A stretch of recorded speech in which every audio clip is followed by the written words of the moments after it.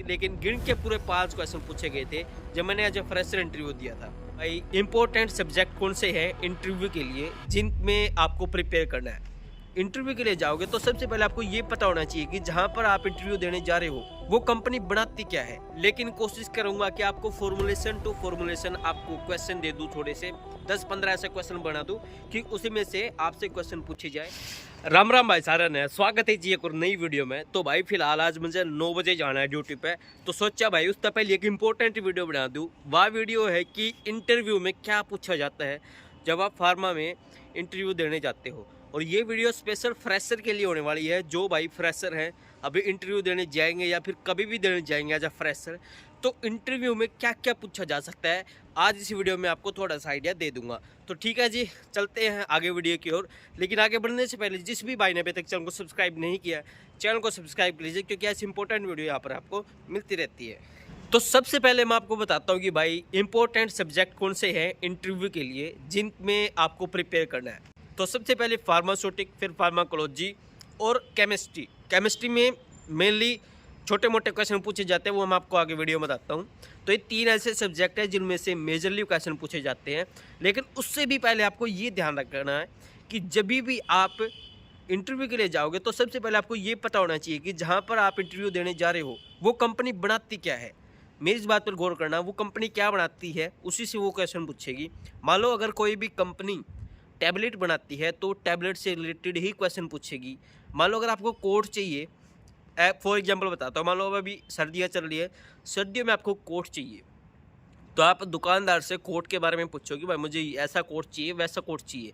आप शर्ट थोड़ी पूछोगे, ना ही टी शर्ट पूछोगे। ठीक वैसा कंपनी में भी भाई, जो कंपनी मान लो टैबलेट बनाती है या फिर कोई भी फॉर्मुलेशन बनाती है, वो उसी से इर्द गिर्द क्वेश्चन पूछेगी। टैबलेट के बारे में मान लो टैबलेट कितने टाइप की होती है, ठीक है, टैबलेट में मशीन कौन सी यूज होती है ड्राई करने के लिए, मतलब ग्राइंडिंग करने के लिए, जो भी स्टेप टैबलेट के अंदर आते हैं, तो वो क्वेश्चन वो पूछती है। तो ये वाला पार्ट आ जाता है फार्मास्यूटिक के अंदर कि फार्मास्यूटिक में पता आपको फॉर्मुलेशन होती है, टाइप्स ऑफ फॉर्मुलेशन। तो फॉर्मुलेशन के पार्ट में ये आ गया। फार्मास्यूटिक में मेनली यही पूछा जाएगा। शेड्यूल याद कर लेना, शेड्यूल जरूर पूछे जाते हैं। मेनली शेड्यूल एम क्या होता है, क्योंकि जितनी भी ये फार्मास्यूटिकल फॉर्मुलेशन होती है जिस शेड्यूल एम के अंडर ही आती है, तो शेड्यूल एम पूछा जाता है। तो अब बात करते हैं फार्माकोलॉजी में आपको क्या तैयारी करनी है। फार्माकोलॉजी में बेसिकली आपको क्लासिफिकेशन याद होनी चाहिए, मोड ऑफ मैकेनिज्म एक्शन कोई कुछ नहीं पूछता है। बेसिकली आपसे एग्जांपल पूछ लाएंगे कि एंटी एनाल्जेसिक, एंटीपायरेटिक ऐसा करके, मतलब या फिर एंटीकोलिनर्जिक, एंटीहिस्टामिनिक करके, ऐसे आपसे एग्जांपल पूछे जाएंगे। 1-2 बता देना, या फिर एंटीबायोटिक कौन से होते हैं एग्जांपल बता दीजिए। तो मेनली क्लासिफिकेशन पूछी जाती है फार्माकोलॉजी से। अब बात करते हैं कि केमिस्ट्री में क्या पूछा जाता है। मान लो केमिस्ट्री वेरी करती है डिपार्टमेंट टू डिपार्टमेंट। अगर आप क्वालिटी कंट्रोल में इंटरव्यू दे रहे हो तो केमिस्ट्री से हो सकता है कि ज़्यादा क्वेश्चन पूछे जाए, जैसे कि मोलरिटी क्या होती है, नॉर्मेलिटी क्या होती है, ठीक है, मोल ऑफ फ्रैक्शन क्या होते हैं, या फिर और क्या क्या पूछे जा सकते हैं कि एस से कैसे निकाला जाता है, इल्ड कैसे निकाली जाती है। ये सारे केमिस्ट्री से क्वेश्चन बचते हैं, ठीक है।